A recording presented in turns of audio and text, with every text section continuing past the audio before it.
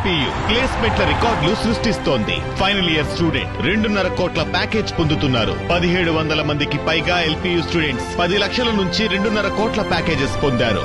విద్యా విప్లవం ప్రారంభమైంది లవ్లీ ప్రొఫెషనల్ యూనివర్సిటీలో. అమరావతి నిర్మాణం పేరిట భారీ దోపిడీకి తెరలేపింది కూటమి సర్కార్. శాశ్వత సచివాలయ పనులు రెట్టింపు వ్యయంతో మళ్లీ ఆ 3 సంస్థలకే కేటాయించింది. ఇప్పటికే తాత్కాలిక సచివాలయం పేరిట 100 కోట్లు వ్యయం చేసి ఇప్పుడు దాన్ని వృధా చేస్తూ మరోసారి దోపిడీకి పన్నాగం పన్నింది కూటమి సర్కార్. 3 బిడ్లు, అవే ఖరారు. పక్కా స్కెచ్తో ఓ ముఖ్య నేత చక్రం తిప్పడంతో 3 ప్యాకేజీలకు సిండికేట్ కాంట్రాక్ట్ సంస్థలకు అప్పగించేందుకు బాబు సర్కార్ అనుమతి ఇచ్చేసింది. శాశ్వత సచివాలయం పేరుతో వీలైనంత దోచుకునేందుకు ముఖ్య నేత వేసిన స్కెచ్లో ఇంకో అడుగు ముందుకు పడింది. సిఆర్డీఏ ఈ నెల 2న చేసిన తీర్మానం మేరకు శాశ్వత సచివాలయం నిర్మాణ పనుల్ని NCC limited, Shapoorji Pallonji, LNT సంస్థలకు కూటమి సర్కార్ అప్పగించింది. సాంప్రదాయ పద్ధతిలో నిర్మించిన, డయాగ్రిడ్ విధానంలో నిర్మించిన చదరపు అడుగుకు 1800 నుంచి 2000 వరకు ఖర్చయ్యే పనుల్ని ఏకంగా 8339 చొప్పున కట్టబెట్టింది. ఇటాలియన్ మార్బుల్స్తో అంతర్జాతీయ సదుపాయాలతో కట్టిన చదరపు అడుగుకు 4000కు మించి ఖర్చు కాదు. ఈ ధరతోనే హైదరాబాద్, బెంగళూరు, ముంబై నగరాల్లో హైరైజ్ బిల్డింగ్స్ అందుబాటులో ఉన్నాయి. అలాంటిది ఇంతకు 2 వెచ్చించి నిర్మిస్తుండడంతో ఆంతర్యం దోచుకోవడమేనని ఇంజనీరింగ్ నిపుణులు స్పష్టం చేస్తున్నారు. టెండర్లలో జీఏడీ భవన నిర్మాణ పనులకు 4.53% అధిక ధర 882 కోట్లతో కోట్ చేసి L1గా నిలిచిన ఎన్సీసీ 1-2 టవర్ పనులకు 4.5% అధిక ధర 1487 కోట్లతో కోట్ చేసి L1గా నిలిచిన షాపూర్జీ పల్లంజీ, 3-4 టవర్ పనులకు 4.54% అధిక ధర 1247 కోట్లతో కోట్ చేసి L1గా నిలిచిన ఎల్ఎన్టీ సంస్థకు అప్పగించడానికి అనుమతినిస్తూ పురపాలక పట్టణాభివృద్ధి శాఖ ఉత్తర్వులు జారీ చేసింది. అధిక ధరలకు కట్టబెట్టడం వల్ల నిర్మాణ వ్యయం రెట్టింపు అవడమే కాకుండా ఎక్సెస్గా ప్రభుత్వ ఖజానాపై 158 కోట్ల భారం పడింది. దీంతో ప్రపంచ బ్యాంక్, ఏడీబీ నుంచి అధిక వడ్డీకి అప్పుగా తెచ్చిన నిధుల్ని కాంట్రాక్టర్లకు దోచిపెడుతూ నీకింత నాకింత అంటూ పంచుకు తింటున్నారని ఇంజనీరింగ్ నిపుణులు ఆగ్రహం వ్యక్తం చేస్తున్నారు.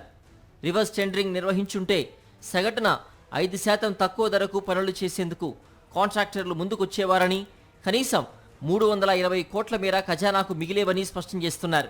ఇక లేహ్ విమానాశ్రయ నిర్మాణ పనుల్లో అక్రమాలకు పాల్పడిన షాపూర్జీ పల్లంజీ సంస్థను 2024 ఆగస్టు 22న బ్లాక్ లిస్టులో పెడుతూ ఏఏఐ ఉత్తర్వులు జారీ చేసింది. 2026 ఆగస్టు 21 వరకు ఈ ఉత్తర్వులు అమల్లో ఉంటాయని స్పష్టంగా పేర్కొంది. అంటే అప్పటి వరకు దేశవ్యాప్తంగా ఏ టెండర్లలోనూ పాల్గొనేందుకు షాపూర్జీ పల్లంజీకి అర్హత ఉండదు. అయినా సరే ఆ సంస్థ శాశ్వత సచివాలయం టెండర్లలో బిడ్ దాఖలు చేసింది. నిబంధనల ప్రకారం ఆ సంస్థపై అనర్హత వేటు వేయాల్సిన సిఆర్డీఏ అధికారులు భిన్నంగా ఆమోదించి పనులు అప్పగించాలని ప్రభుత్వానికి ప్రతిపాదించడంపై ఆశ్చర్యం కలిగిస్తోంది. గతంలో తాత్కాలిక సచివాలయ నిర్మాణ పనుల్ని షాపూర్జీ పల్లంజీ సంస్థకు నాటి టీడీపీ ప్రభుత్వం కట్టబెట్టింది. ఇప్పుడు నిబంధనల్ని తుంగలో తొక్కి శాశ్వత సచివాలయం నిర్మాణ పనుల్ని అప్పగించడం వెనుక కమిషన్ల దందా దాగి ఉందని ఇంజనీరింగ్ నిపుణులు చెబుతున్నారు. సచివాలయం 1-2 టవర్స్ను B+G+39 అంతస్తులలో నిర్మించనున్నారు.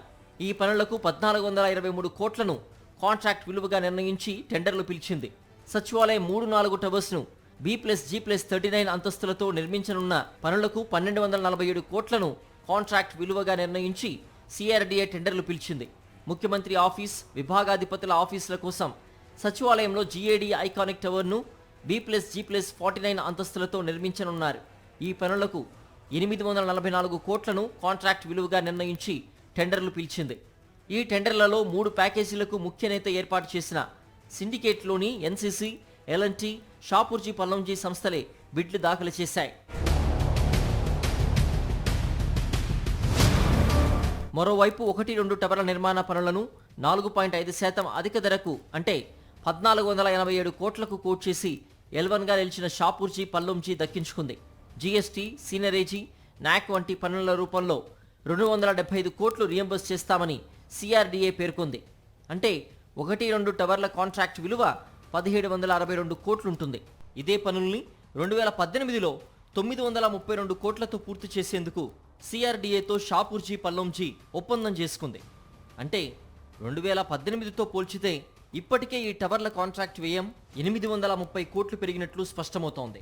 3-4 టవర్ల నిర్మాణ పనులను 4.54% అధిక ధరకు అంటే 1303 కోట్లకు కోట్ చేసి L1గా నిలిచిన ఎల్ఎన్టీ సంస్థ దక్కించుకుంది. జీఎస్టీ, సీనరేజీ, న్యాక్ వంటి పన్నుల రూపంలో 241 కోట్లు రీయింబర్స్ చేస్తామని సిఆర్డీఏ పేర్కొంది.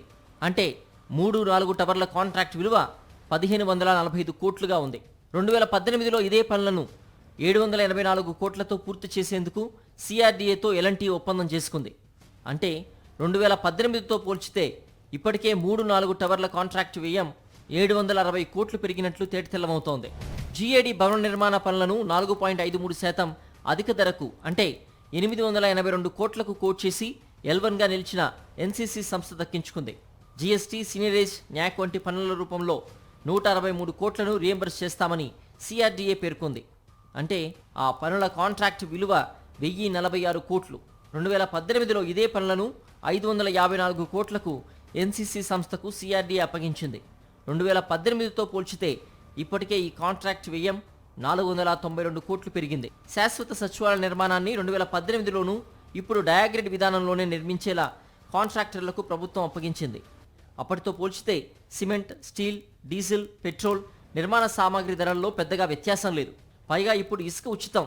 అది 4-5 కిలోమీటర్ల దూరంలోనే కృష్ణానదిలో కావాల్సినంత దొరుకుతుంది. వీటిని పరిగణలోకి తీసుకుంటే 2018తో పోల్చితే కాంట్రాక్ట్ విలువ ఇప్పుడు పెరగడానికి వీల్లేదని అధికార వర్గాలే స్పష్టం చేస్తున్నాయి.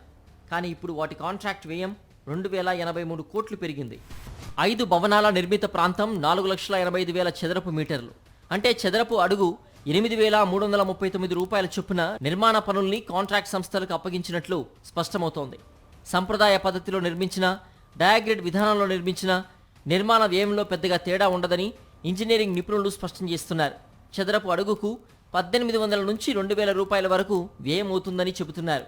డయాగ్రిడ్ విధానంలో అంతస్తులు పెరిగే కొద్దీ నిర్మాణ వ్యయం తగ్గుతుందని స్పష్టం చేస్తున్నారు. 2015లో తెలంగాణ ఎమ్మెల్సీ ఎన్నికల్లో ఓటుకు కోట్లను ఎరగా వేసి ఎమ్మెల్యేల్ని కొనుగోలు చేస్తూ ఆడియో, వీడియో టేపులతో అప్పటి సీఎం చంద్రబాబు తెలంగాణ సర్కారుకు అడ్డంగా దొరికిపోయారు. ఈ కేసు భయంతో హైదరాబాద్ నుంచి ఉండవల్లి కరకట్టలోని లింగమనేని అక్రమ బంగ్లాలోకి మకాం మార్చారు. ఆ తర్వాత అమరావతి నుంచే పరిపాలన చేయడం కోసం 6 లక్షల చదరపు అడుగుల నిర్మిత ప్రాంతంతో తాత్కాలిక సచివాలయం పనుల్ని చదరపు అడుగు 3,350 చొప్పున 201 కోట్లకు షాపూర్జీ, పల్లంజీ, ఎల్ఎన్టీ సంస్థలకు అప్పగించారు. కానీ వాటి నిర్మాణం పూర్తయ్యేసరికి అంచనా వ్యయం 1151 కోట్లకు చేరుకుంది. చదరపు అడుగుకు 19,183 చొప్పున బిల్లులు చెల్లించారు. ఈ వ్యవహారంలో భారీ ఎత్తున కమిషన్లు చేతులు మారాయనే ఆరోపణలు బలంగా వ్యక్తమయ్యాయి. ఇప్పుడు శాశ్వత సచివాలయం నిర్మాణంలోనూ అదే తరహా దోపిడీకి పథకం రచించారని, వాటి నిర్మాణం పూర్తయ్యేసరికి కాంట్రాక్ట్ వ్యయం ఇంకెంతకు పెరుగుతుందోనని అధికార వర్గాలు ఆందోళన వ్యక్తం చేస్తున్నాయి.